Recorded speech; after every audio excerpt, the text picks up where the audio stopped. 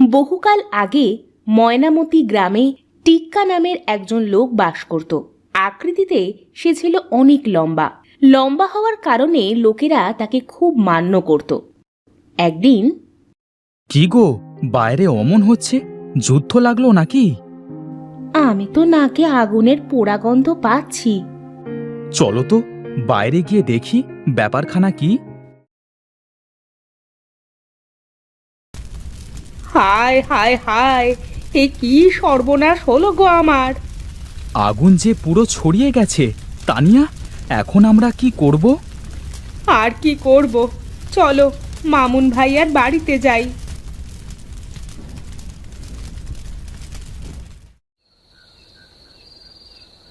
কি বলিস? এত বড় দুর্ঘটনা ঘটে গেল? দুর্ঘটনা নয় ভাইজান, এটা পরিকল্পিত অগ্নিকাণ্ড। 6 মাস ধরে সুভানের ছোট ছেলে সাকিবের সাথে আপনার ভাইয়ের জমি নিয়ে বিরোধ চলছে। সর্বশেষ ঝগড়ার সময় ওরা সপরিবারে আপনার ভাইকে মারতে এসেছিল। তখনই সাকিব বলেছিল, আমরা যদি আমাদের ঘর ভেঙে এখান থেকে চলে না যাই তাহলে সে ঘরে আগুন লাগিয়ে দেবে, তবুও আমাদের এখানে থাকতে দেবে না। হুমকির কথাটা গ্রামের কিছু লোক দাঁড়িয়ে থেকে শুনেও ছিল। যে লোক আগুন লাগানোর কথা বলতে পারে সে করেও দেখাতে পারে। আচ্ছা আচ্ছা, তোরা টিক্কার কাছে নালিশ জানাবি না? এখানে তার তো কোনো হাত নেই ভাইজান, আর তিনি কত দিকেই বা খেয়াল রাখবেন বলুন। তবুও তিনি গ্রামের মাথা। তিনি তোমাদের ক্ষতিপূরণ দিতে পারেন, আবার শয়তানকে শাস্তিও দিতে পারেন। তা পারেন বটে, কিন্তু কাল সকালে আমার সাথে টিক্কার বাড়িতে যাবি। তিনি গ্রাম প্রধান, তিনি নিশ্চয়ই এর একটা বিহিত করবেন। তা বলছো যখন যাব, খারাপ বুদ্ধি তো আর দিচ্ছ না?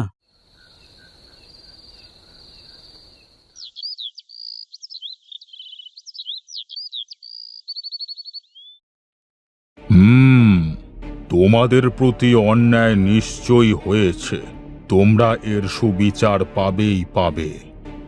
চাচা, সব দোষ আমার কপালের। নয়তো সুভানের ছোট ছেলে যা ডাকাতে স্বভাবের, তার সাথে লাগতে কেন যাব আমি? সে বললে তো হয় না, ক্ষতিপূরণ হিসেবে কিছু অর্থ তুমি রাখো।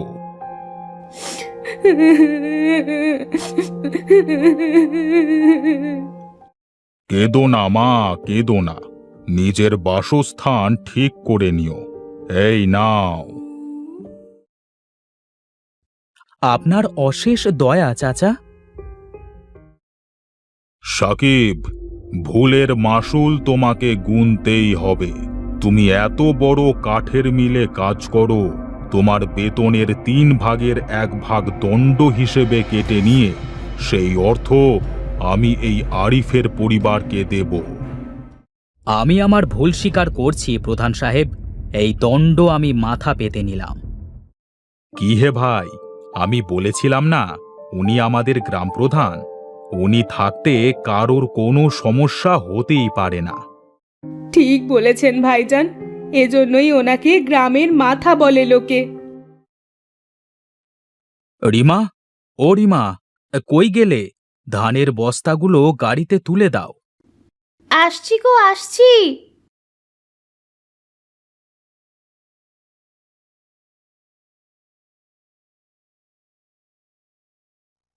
বুঝলে বউ, আজ তোমার বড় মেয়ে তন্নির জন্য 1 জোড়া রূপার নূপুর কিনে আনবো। সত্যি বলছো? সত্যি তুমি নূপুর কিনে আনবে ওর জন্য? হ্যাঁ গো, মেয়েটার কত শখ 1 জোড়া নূপুরের। দিন মজুর আমি, ওর সব শখ তো পূরণ করতে পারি না। এবার ধান বিক্রি করে না হয় এই শখটাই পূরণ করি। ধনে নয়, মনেই মানুষের আসল পরিচয়। তোমার মনটা অনেক বড় গো তুহিন, তোমার মনটা অনেক বড়।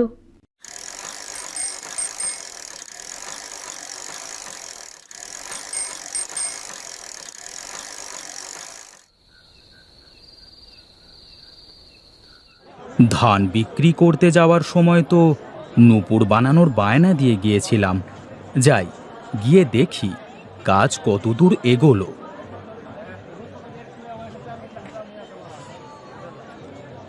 আরে তুহিন ভাই যে, আপনার কথাই ভাবছিলাম। আপনার নূপুর জোড়া পুরো তৈরি, আপনার আর দেরি হবে না। তাহলেই হয়, পথে আবার ডাকাতির ভয়। এই যে আপনার মেয়ের নূপুর। এই নাও টাকাটা, ধরো, গুনে নাও। হে, গুনতে হবে না। আপনি অতি সৎ মানুষ, আমায় কম দেবেন না, তা আমি জানি। তাহলে আমি আসি, কি করে যে যাব এখন? এই অবেলায় রাস্তায় কাউকে পাবো না, সে বেশ জানি। সেই সকালে বেরিয়েছে, এখনো এলো না। কি জানি পথে কোনো বিপদ হলো কিনা।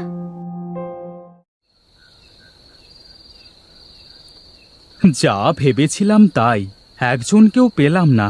সামনে জঙ্গলের পথ, মনে হচ্ছে আজ কপালে দুর্ভোগ আছে।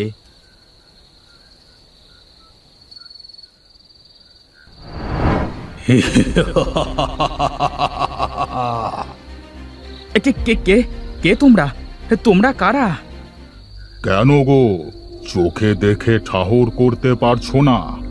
আমরা ডাকাত, আর আমি হলাম ডাকাত সর্দার শম্ভু। ডাকাত সর্দার শম্ভু? কি, নাম শুনে কলিজা কেঁপে উঠলো তো? সঙ্গে যা আছে দিয়ে দাও। কিন্তু হ্যাঁ, বাঁচতে চাইলে দিয়ে দাও খালি। এই পোটলায় আমার ধান বিক্রির সমস্ত টাকা আছে। এই টাকা দিয়ে দিলে আমায় যে না খেয়ে মরতে হবে। আমায় দয়া করো সর্দার, দয়া করো। ওস্তাদ, আর সময় নষ্ট কেন? মানে মানে না দিলে জানে শেষ করে দিই। না না না, আমায় মেরো না, দয়া করো সর্দার, দয়া করো। দয়া? এ? দিলে দয়া থাকলে আমরা কি ডাকাত হতাম রে?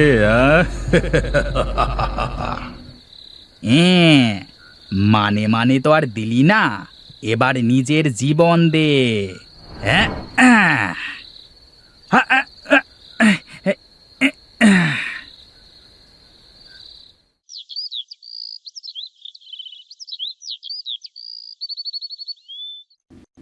মা, ও মা, বাবা কথা বলছে না কেন? ওরে মেয়ে, তোর বাপ আর কখনোই কথা বলবে না। হায় খোদা, এ আবার কি সর্বনাশ করলে তুমি! এমন দৃশ্য দেখার আগে কেন আমার মরণ হলো না?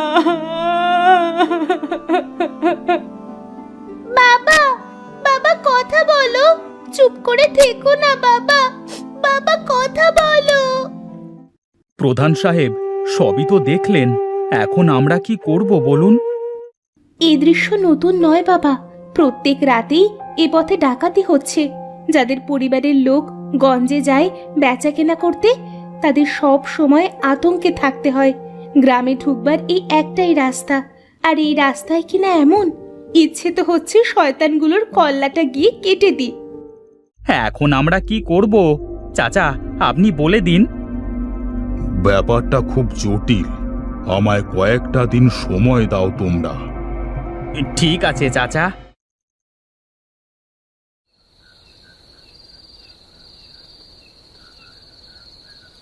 শোনো, এই এক সপ্তাহে আমি ডাকাতদের নিয়ে অনেক গবেষণা করেছি, নিয়েছি ওদের চালচলন সম্পর্কে খোঁজ। তারপর অনেক ভেবে চিন্তে আমি একটা সিদ্ধান্তে পৌঁছেছি। এখন আমার তোমাদের সাহায্যের দরকার। আপনার মুখ থেকে বেরোনো ছোট্ট একটা কথাও আমাদের কাছে খুব মূল্যবান চাচা। আপনি শুধু আদেশ দিন কি করতে হবে, তারপর দেখুন আমরা কিভাবে তা পালন করি। তাহলে শোনো। আপনি নিশ্চিন্তে থাকুন চাচা, যা বলেছেন তা সকালেই প্রচার হয়ে যাবে। এখন তাহলে তোমরা আসো।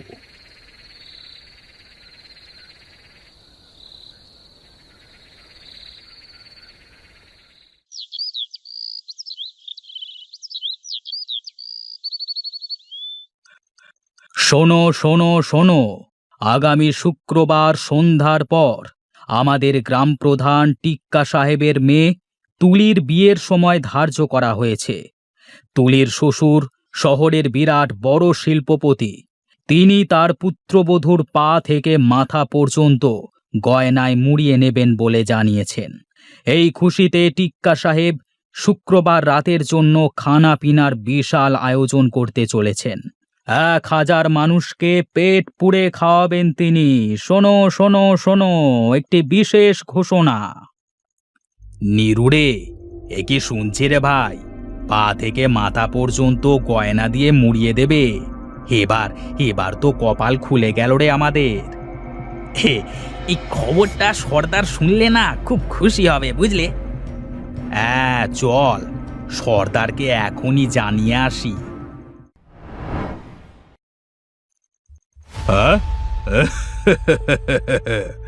তাহলে তো লম্বুর মেয়ের শ্বশুর খুব টাকা পয়সার মালিক। তা বর কি এই পথেই যাবে বিয়ে করতে? হ্যাঁ সর্দার, শহর থেকে গ্রামে ঢুকবার তো এই একটাই রাস্তা। বিয়ের কাজ শেষ হতে তো অনেকটা রাত হয়ে যাবে। ওরা যখন বউ নিয়ে শহরের উদ্দেশ্যে রওনা দেবে, আমাদের তখনই কাজটা করতে হবে। পুরো লুট করে ফেলতে হবে। ঠিক আছে সর্দার, আজ বরং আমি রামদা আর বল্লমগুলোকে শান দিয়ে রাখি।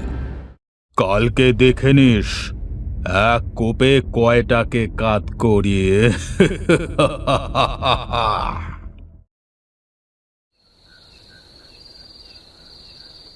এই সর্দার, অস্ত্রগুলোতে ধার দেওয়া হয়ে গেছে। এই দেখো কেমন চমকাচ্ছে, দেখো। বাহ বাহ বাহ, বেশ বেশ। এবার অস্ত্রগুলোকে গোপন জায়গায় রেখে আয়। আগামীকাল রাতের আগে বের করা যাবে না। তাই যাচ্ছি সর্দার।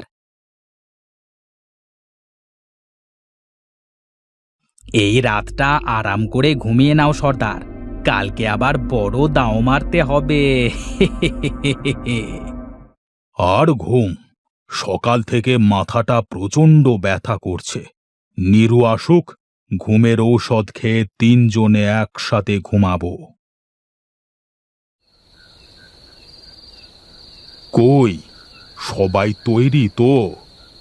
হ্যাঁ চাচা, আমরা সবাই অস্ত্র নিয়ে তৈরি। মা রিমা, তুমি তোমার স্বামীর খুনির শাস্তি হোক তা চাও না? শাস্তি? শয়তানগুলোকে যদি নিজ হাতে শেষ করতে পারতাম তাহলে হয়তো কিছুটা যন্ত্রণা কমতো। এই ধরো, এই অস্ত্রটা ধরো মা। যে ডাকাত দলের জন্য তুমি বিধবা আর তোমার মেয়ে আজ এতিম, সেই দলের সর্দারকে তুমি আজ নিজের হাতে খুন করবে। ভয় নেই, ওরা আজ ঘুমের ঔষধ খেয়ে বেঘোরে ঘুমাচ্ছে। যা কিছু ছিল সবই তো হারিয়ে ফেলেছি চাচা। আমার আর হারানোর কিছু নেই, তাই ভয়ও নেই। আমি আজ 3 জনকেই নিজ হাতে শেষ করব। ঠিক আছে, বাকিরাও অস্ত্র নিয়ে আসো, সাবধানের মার নেই। হ্যাঁ হ্যাঁ, সবাই আসো।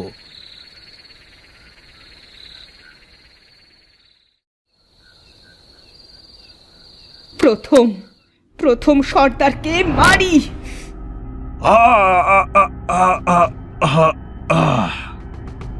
এবার তুই।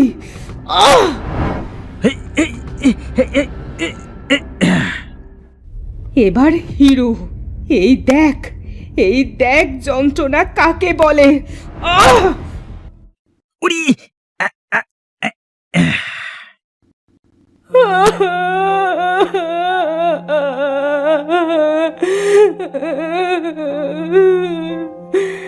কি শান্তি। এবার আমি মরে গেলেও আর কোনো কষ্ট নেই। সে কি, কাঁদছো কেন মা? কান্না থামাও, কান্না থামাও। শোনো, যার জন্ম আছে তার মৃত্যুও আছে। একের মৃত্যুতে অন্যের জীবন থেমে থাকতে পারে না। তোমার একটা মেয়ে আছে, তার কথা তোমাকেই ভাবতে হবে। তুলি ঠিকই বলেছে। তোমাকে তোমার মেয়ের জন্য বাঁচতে হবে। আর মা, আজ থেকে তোমার মেয়ের দায়িত্ব আমার। আমার মেয়ে যেভাবে আদরে বড় হচ্ছে, ঠিক সেইভাবেই তোমার মেয়েও যত্নে বড় হবে। তুমি আর ওই বাড়িতে একলা থাকবে না। আজ থেকে আমার বাড়িতে মেয়েকে নিয়ে শান্তিতে থাকবে। তোমার সাথে পুরো গ্রাম আছে। চাচা, আপনি জানলেন কিভাবে ওরা আজ রাতে ঘুমের ঔষধ খেয়েছে? শহরে আমার এক বড়লোক বন্ধু আছে। ওই বন্ধুর থেকে একটা সিসি ক্যামেরা এনেছিলাম। রাত্রিতে ওরা ঘুমিয়ে পড়লে গোপনে ক্যামেরাটা ওদের আস্তানায় লাগিয়ে রাখি, আর ওই ক্যামেরার মাধ্যমেই সব জানতে পারি। বলতে দ্বিধা নেই, আপনি সত্যি গ্রামের মাথা চাচা। যেমন আপনার উচ্চতা, তেমনি আপনার প্রখর বুদ্ধি। আপনি দীর্ঘজীবী হন। আপনার মতো লোকের খুব দরকার।